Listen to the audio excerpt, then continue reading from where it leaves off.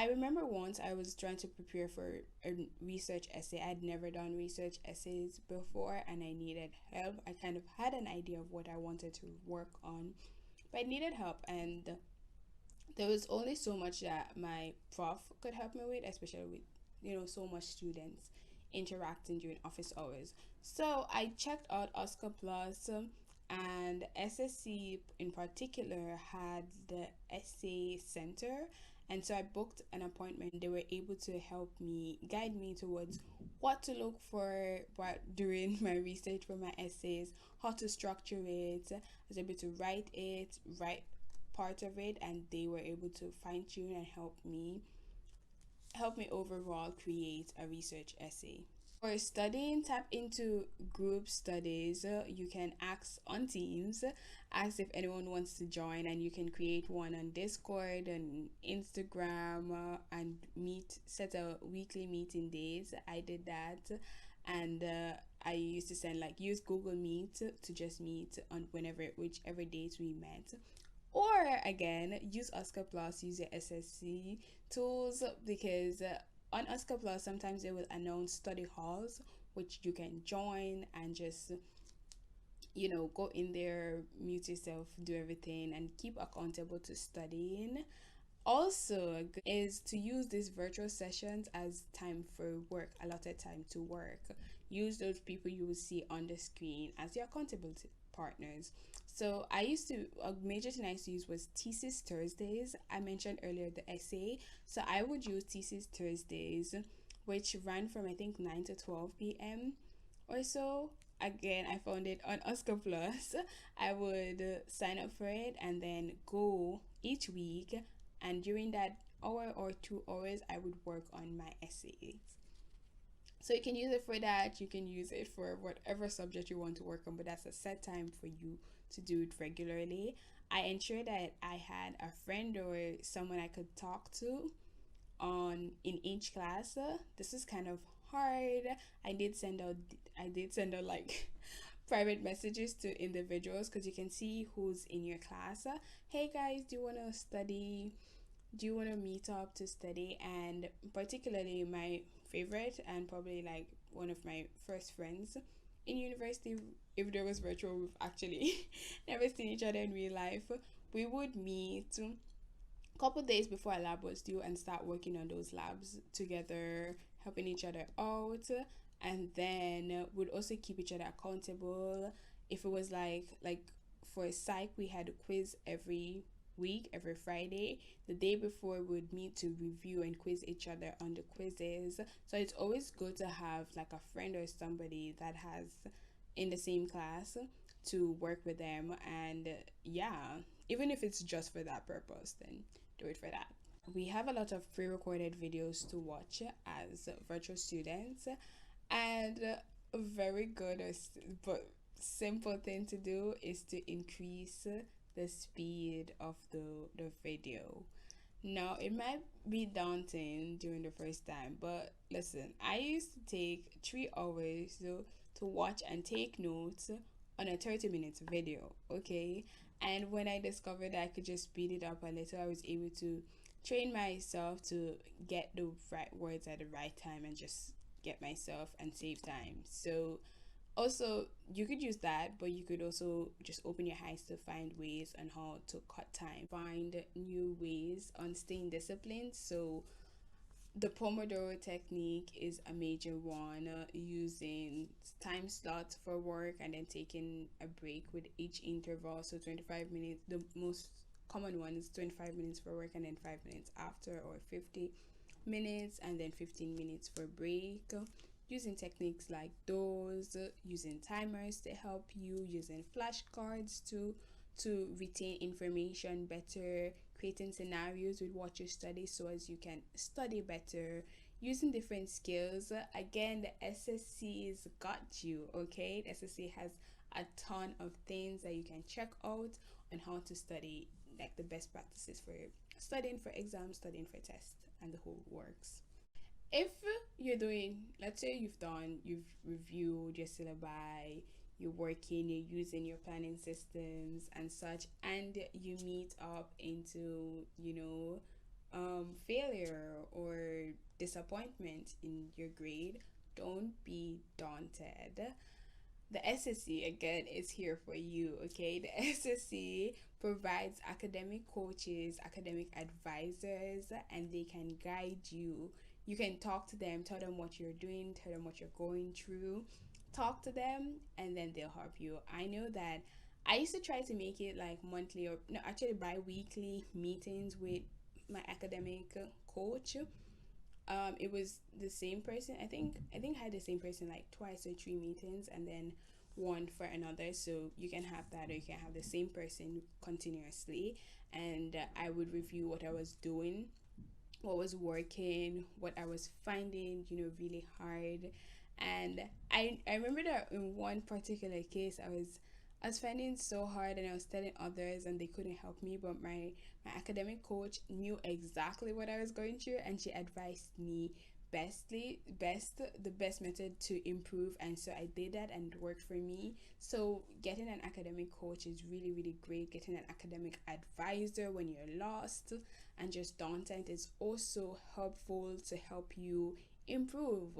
Again, your education is in your hands, but that doesn't mean you have to carry the load alone. There are individuals out there to help you. Also, if that's not enough incentive, just remember that they get paid from money from your school fees. So you should make use of the investment that either yourself are paying or your parents are paying by using these provisions and tools to help you. It is also good to make use of online resources and platforms to help supplement your learning. If you can access past papers, some are provided to you by professors, some you have to search more of. There are reputable sites that can provide you with these tools. So look out there and find tools to supplement your learning. Again, this could also be just a YouTube search, videos, using Crash Course, using Khan Academy to learn things on your own. Now, a lot of people can tell you, like, your mental health literally plummets during the first year of school. Honestly, anywhere, any year you might be, virtual schooling is super stressful. I mean, regular school is stressful. That's what the past students told me, but I know for a fact that virtual, I was in tears, like actual tears. For some of days on, days in a week, sometimes I just be crying for minutes. Legit tears, I'm telling you. So I don't want you to be in tears and pools of tears, and so I do want to encourage you to take care of your mental health. And that's not just like a boss statement. The SSC and McMaster generally provides you the support through the Student Wellness Center.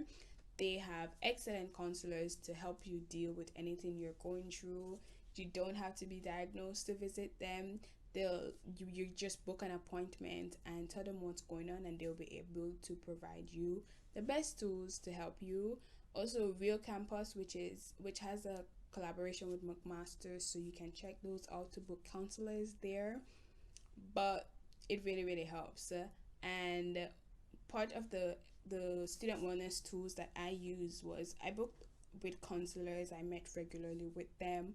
In addition, I joined group sessions. I remember I joined one on how to stop procrastination, and just like activities in general to help me maintain a good mental health. I went on walks, listen music, try to ensure that as much as I was planning all these things in my planner, I was able to add activities that would help me relax and stay focused during whatever I was going through, however painful it was, dealing with failure, dealing with imposter syndrome. I ensured that I had tools to get me back, journaling was it for me, drawing, creating, all these things, socializing with friends, calling them, all these things I used to ensure that I had like a good mental health state. And sometimes it can be maintained for a long time, but what is important is that when you notice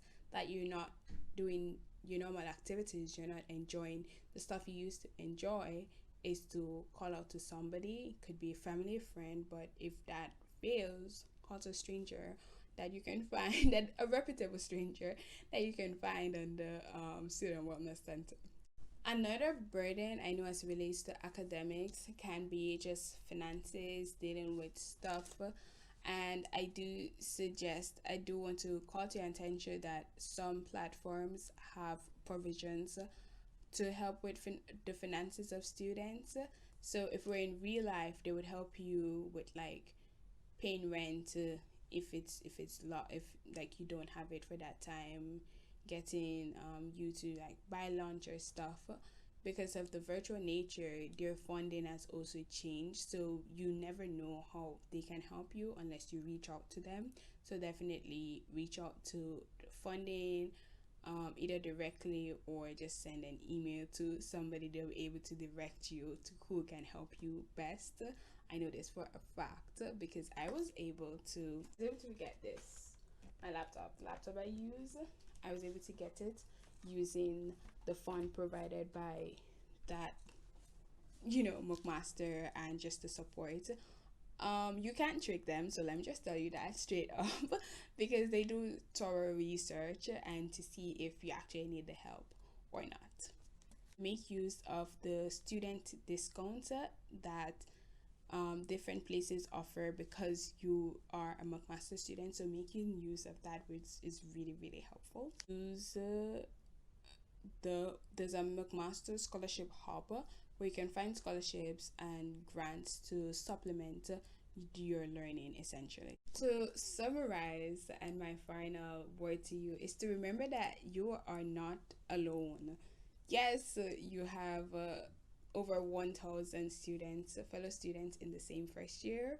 Yes, you have that. You can reach out to them and get help, but that's not what I'm talking about. Also, thousands and thousands of students have gone before you into this prestigious university. You are here, you worked hard to get yours, so big ups to you. But what that is saying that is that they've gone through the same struggles as you. That's not to invalidate your feelings, that's just to tell you that the organizations like the SSC have been able to listen to those cries and provide solutions and guidance to help students with similar struggles. So whatever you might be going through, whatever problem it is, trust me, there's a blog, there's a resource to help you with it. All you have to do is to reach out to an official, reach out to SSC directly. You can call them, you can DM them, whatever your trouble is, ensure that you reach out to them, or even your professors if it's academic related. Reach out to your faculty, reach out to the dean.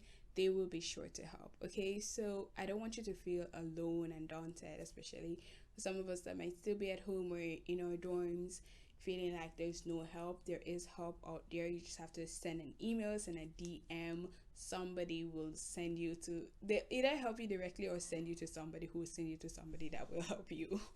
Okay, thank you for sticking to the end of this video. Comment below your favorite part. Comment what tools you would be using. Again, check the description to check out the tools provided by SSC and other individuals, other organizations, or subgroups that I mentioned below. And hopefully you have an amazing school year. Again, my name is Yambakam, and I'm out.